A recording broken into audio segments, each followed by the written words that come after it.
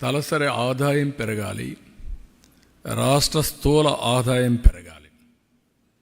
ఇక్కడ మామూలుగా గ్రో అయితే ఇంత ఇది రాదు. ఇప్పుడు ఉదాహరణకు మీరు పర్ క్యాపిటల్ ఇన్కమ్ ఎటు పెరుగుతుందంటే ఇప్పుడు 7.5% మనం గ్రోత్ అచీవ్ చేస్తే 25 ఏళ్ళు 24 ఏళ్ళు ఎగ్జాక్ట్గా 46-47కి 13,19,000 అవుతుంది. అంటే 4.9 టైమ్స్ పెరుగుతుంది. అదే 10% అచీవ్ చేస్తే 21,87,000 అవుతుంది. అంటే 8% 8.14 టైమ్స్ పెరుగుతుంది. అదే 12.50 పెరిగితే 35,85,000 అవుతుంది. అదే 15% పెరిగితే 58,14,000 22 సార్లు పెరుగుతుంది. 22 టైమ్స్ పెరుగుతుంది. That is the calculations we are working. ఇది జరగాలంటే టెక్నాలజీ రావాలి, ఇంటిగ్రేట్ కావాలి, సర్వీస్ సెక్టర్ పెరగాలి, టూరిజం పెరగాలి, వ్యవసాయాన్ని ఆధునిక రంగంగా తీసుకెళ్ళాలి. ఇంకొక పక్క వ్యవసాయ రంగాన్ని కూడా ఆధునీకరణ చేయడమే కాకుండా ఏ పంటల్లో ఎక్కువ ఆదాయం వస్తాయో ఆ పంటలకు వెళ్ళాలి ప్రపంచం మొత్తం అందించడానికి. ఉదాహరణకు ఆంధ్రప్రదేశ్లో ఒక అడ్వాంటేజ్ ఉంది. అక్వాకల్చర్ ఒకప్పుడు 30% గ్రో అయింది, దాన్ని చంపేశారు. ఇప్పుడు మళ్ళా పెంచాం, ఇంకా దాన్ని 30% తీసుకుపోవడానికి ప్రయత్నం చేస్తున్నాం. మార్కెట్ కూడా కిల్ అయిపోయింది. ఓసారి మనం ఆంధ్రప్రదేశ్ తయారు చేసిన అక్వాకల్చర్ ఫుడ్ ప్రపంచం అంతా వెళ్ళిన తర్వాత దాన్ని డెమాలిష్ చేయడం మొదలు పెడితే మార్కెట్స్ కొలాప్స్ అయిపోయి ఆ గ్యాప్ వేరే వాళ్ళు ఫిలప్ చేస్తారు. అదే జరిగింది. ఇప్పుడు మళ్ళీ మనం స్ట్రగుల్ చేసి దాన్ని ఎస్టాబ్లిష్ చేయాలి. Horticulture Andhra Pradesh is the best place, Rayalaseema.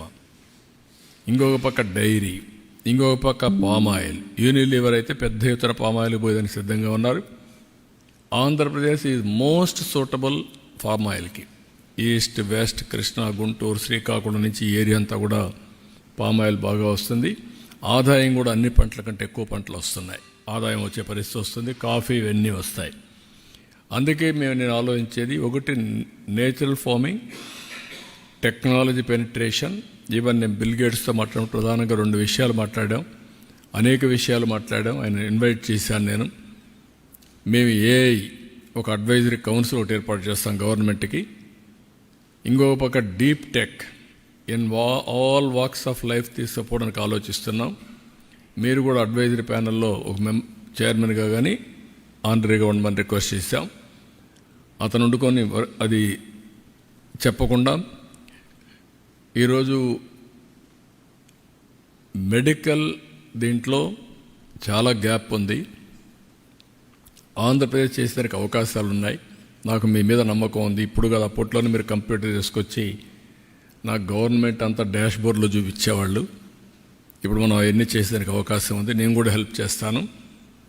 Melinda gates foundation కూడా అసోసియేట్ అవుతాం, ప్లాన్ చేస్తాం. ప్లాన్ చేసి టోటల్గా ఒక మోడల్ ఒకటి క్రియేట్ చేద్దాం. టెక్నాలజీ అనుసంధానం చేసి preventive, real time monitoring, curative, cost effective health care మనం చేద్దాం. చేసి ఆంధ్రప్రదేశ్ మోడల్ని నేషనల్ లెవెల్లో స్కేల్ చేద్దాం.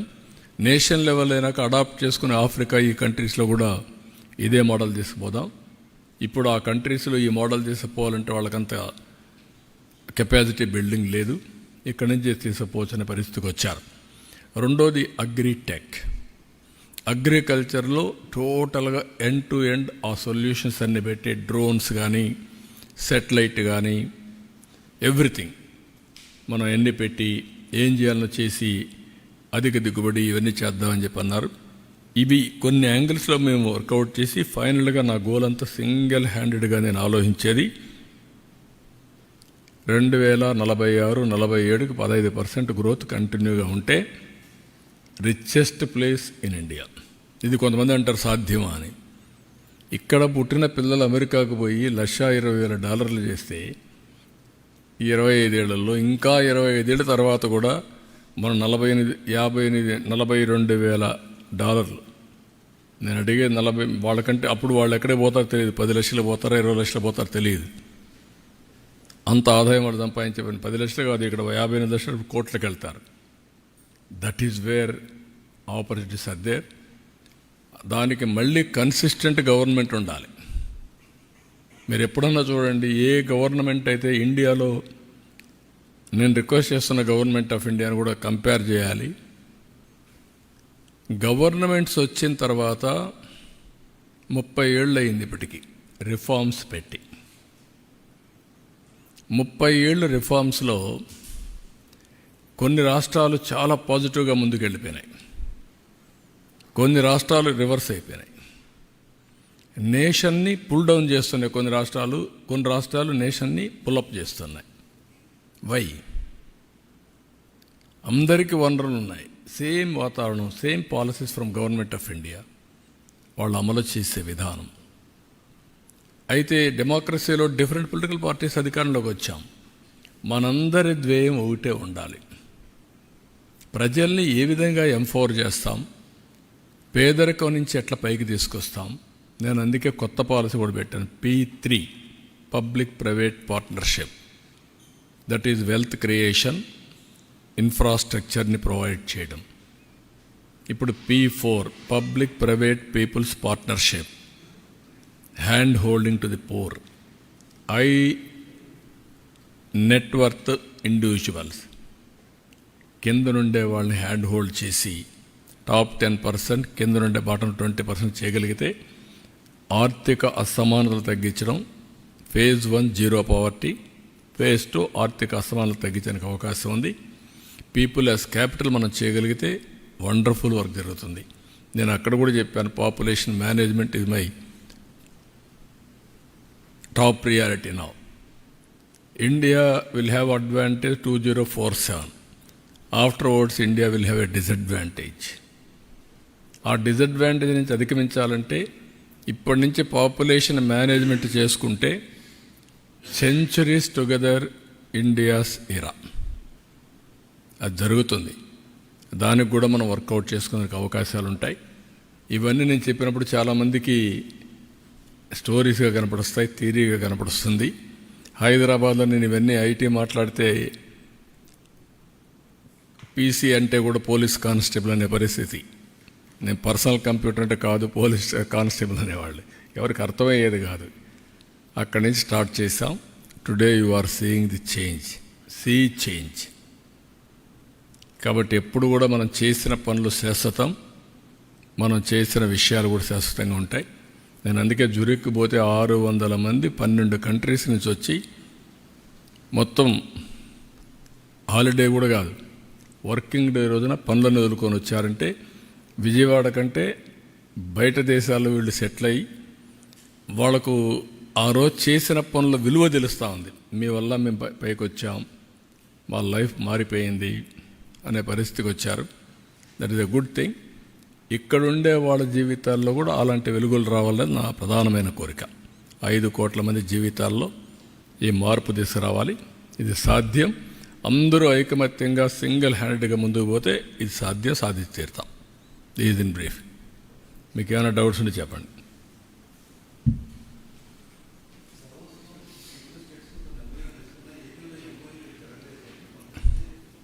ఇప్పుడు చెప్పా కదా,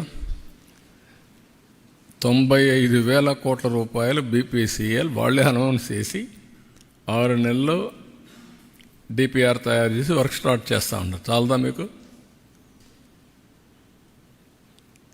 ఇవన్నీ కూడా నేను అందుకే చెప్పాను, ఒక మిత్ ఎస్టాబ్లిష్ చేశారు మీరు, మీడియా కానీ కొంతమంది కానీ. ఏది దావోసు పోతే ఎంఓయూలు చేసుకోవాలి, మళ్ళీ ఎంఓయూలు ఏమైనా అడిగేవాళ్ళు ఉండరు. కాగితం మీద పెట్టేసి అదేదో ఇది చేయడం, అది కాదు, కరెక్ట్ కాదు. Yes, I'm very happy there is a good competition among states. నేను అదే చెప్పాను. కడాన కేరళలో ఉండే కమ్యూనిస్ట్ గవర్నమెంట్ కూడా పోటీపడే పరిస్థితికి వచ్చారు. నేను అదే ఎగ్జాంపుల్ చెప్పాను. మేము ఉండే అన్ని 3 చీఫ్ మినిస్టర్స్ 3 రాష్ట్రాలు వచ్చారు, 5 మంది కేంద్ర మంత్రులు వచ్చారు.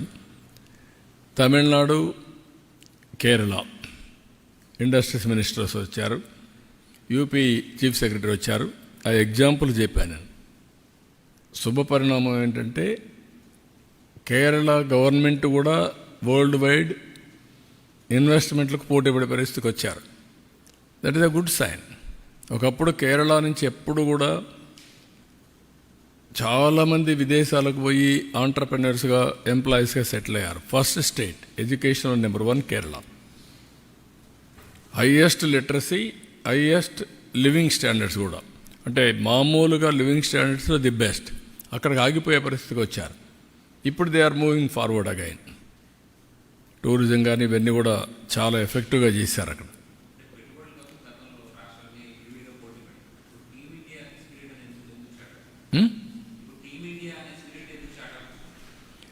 అంటే వాట్ ఐఎమ్ సేయింగ్, 2 ఆస్పెక్ట్స్ ఉన్నాయి. We are not competing each other in a common place. India is one, states are different, aspirations are one, Indian aspiration, but every state is different ambition. నేను ముందుకు గ్రో కావాలి, ఇది తప్పలేదు. Competition plus complementary efforts, competitive cooperative federalism, that is what I'm calling now.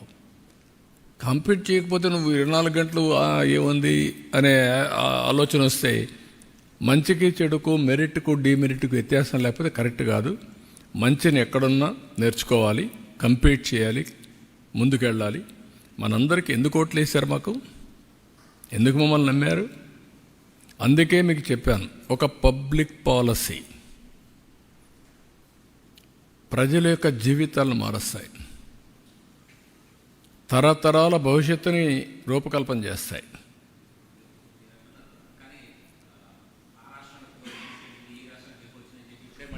తప్పులేదన్నా, తప్పులేదు. దాంట్లో డెఫినెట్గా ఏ రాష్ట్రానికి ఎంత వచ్చాయి అనేది ఇంపార్టెంట్. కంపీట్ చేయాలి. నేను అదే చెప్పాను. మీరు అన్నారు ఎంత యాంబిషన్ ఉంది. ఒక మాటలో చెప్పాలంటే Bombay, it is a capital for the country. Bombay is the capital, financial capital. Delhi is administrative capital. Today అలాంటి ఫైనాన్షియల్ క్యాపిటల్ ఎక్కడ డబ్బులు ఉన్నాయి, all giants are there. Investors అందరూ అక్కడే ఉన్నారు కదా. రిలయన్స్ లేకపోతే you name any company, they are all there only. Hyderabad I created, కాంపిటీషన్తో క్రియేట్ చేశాం. Today Hyderabad is highest per capita income in the country. Knowledge hub and also technology hub, pharma, biotechnology, finance, everything is a most liveable సిటీగా తయారైంది. ఇక్కడ ఏమైంది? అక్కడ ఎవడో hitech సిటీని demolish చేయలే, బుల్డోజర్ కొట్ల. ఇక్కడ 5 ఏళ్ళు నాశనం చేశారు. 5 ఏళ్ళు నాశనం చేయకపోతే 13.5 కాకపోతే 14% వచ్చేది. 2 ప్యారల్గా వెళ్ళేటివి, గ్యాప్ తగ్గేది. ఇప్పుడు ఏమైంది? ఇక్కడ 10% పడ్డాం, వాళ్ళు 12-13%కి వెళ్ళిపోయారు. Base is high, now they are having advantage. ఇప్పుడు డెవలప్ చేయాలంటే, ఇక్కడ రావాలంటే క్యాపిటల్ లేదు, ఎకో సిస్టమ్ లేదు. ఈవెన్ ఫ్లైట్స్ మొన్నటి వరకు ఇక్కడ ఉన్నట్టన్నీ కూడా వెళ్ళిపోయినాయి, ఆగిపోయినాయి. ఇప్పుడు కొన్ని ఫ్లైట్స్ పెరుగుతున్నాయి. 50% ట్రాఫిక్ పెరిగింది ఈ 6 నెలల్లో. It is eco system create చేస్తే వస్తాయి. That is where I'm saying. నేను అదే చెప్పాను, మీ ఇద్దరితో నాకు పోటీ లేదు. యువర్ ఆల్ ఒకటి రిచ్, ఒకటి నాలెడ్జ్ స్టేట్, నేను పూర్. ఇప్పుడు ఇన్ఫ్రాస్ట్రక్చర్ కూడా లేదు. I have to compete, I will compete.